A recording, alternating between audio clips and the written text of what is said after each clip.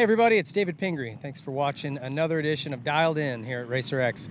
Today we're on the 2017 Kawasaki 250F, and we've had this bike now for a few weeks. We've been able to put some time on it. I put a full day today on it out here at Glen Helen in the afternoon. It's been rough, dry, hard, muddy. They've kind of run us through all kinds of different terrain, so we've got a pretty good feel. Mike Chavez has kind of taken us through some of the settings they've come up with during sort of the preseason and the run of all the shootouts and testing and stuff like that. And I think we got a pretty good starting point for you on this bike if this is what you're getting. So basically what Kawasaki recommends on the suspension, and it seems like that's kind of the big thing you need to focus on this bike, is getting it balanced. They went to a stiffer fork spring in the fork and a softer rear spring in the back with this new chassis, and it is an all new chassis obviously. So it seems like that's been the challenge for guys, is just finding whatever works to get it balanced for them. So I'll tell you what they recommend, and that's basically you're starting at 104 millimeters of sag. Now I tend to like my bikes to squat a little bit in the back, so again this is going to be something you need to figure out what works for you. 104 is what they recommend. I liked it more 105-ish, but up to 106 I would say, depending on how you like your bike to feel. As far as your clickers, you're starting at the compression at 8 out, rebound at 16 out, and then the preload. This is another kind of key point here. The preload feature on the right side comes at 2 turns out. All right, which what they've kind of found is that's a little bit too much for most people, and it tends to make the fork feel really tall, and that's the feeling I got as well. So we ran it all the way in to no preload.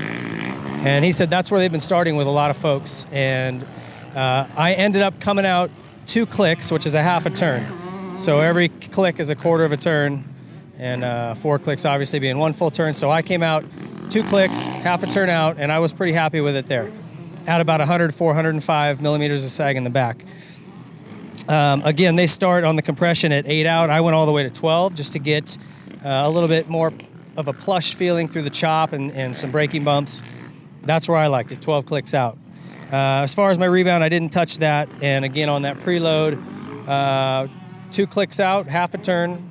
And then on the compression, I also came out 2 clicks just to soften it up. So it seems like the more preload you add, you want to open up that compression clicker on the front as well, because it's going to sit it up a little bit higher, make it feel a little more firm. You open those clickers up just a touch, and it kind of gets it moving again and keeps it nice and supple feeling. So again, the big key on this thing is balance. Play with that preload spring or the preload adjuster.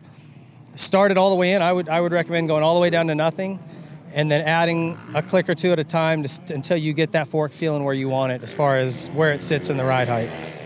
And again, play with sag, 104, 105, 106, see what feels good to you. So that I got the suspension feeling really good. I had a really nice time riding it. A couple of other things, as far as the engine goes, the couplers, black is the stock coupler, and, green is the stock coupler, I apologize, and it's sort of a general catch-all. The white coupler is aggressive, and the black one is like a soft or easier, more mellow setup. And I would recommend to everyone to try the white coupler. It doesn't make it difficult to ride, it just adds a little more.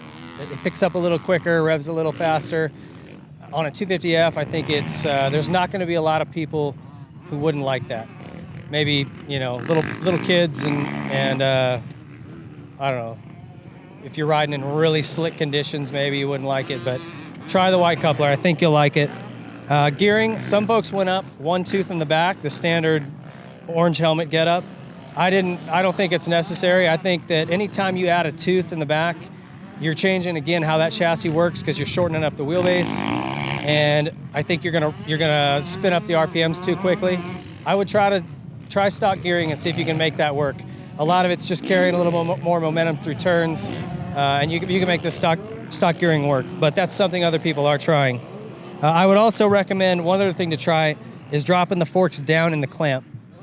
This is something you could play with instead of messing with this preload. Before you started messing with it, is drop these down about 3 or 4 millimeters in the clamps and see if that doesn't help get your balance where you want it. it's just something else to try. And again, a lot of these bikes are just how you ride, what your style is like, and how you want the bike to feel. So it's just a matter of playing with it and seeing what you like. But that's a really good option on these.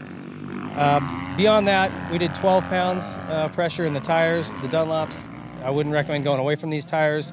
The MX3S is a really good tire.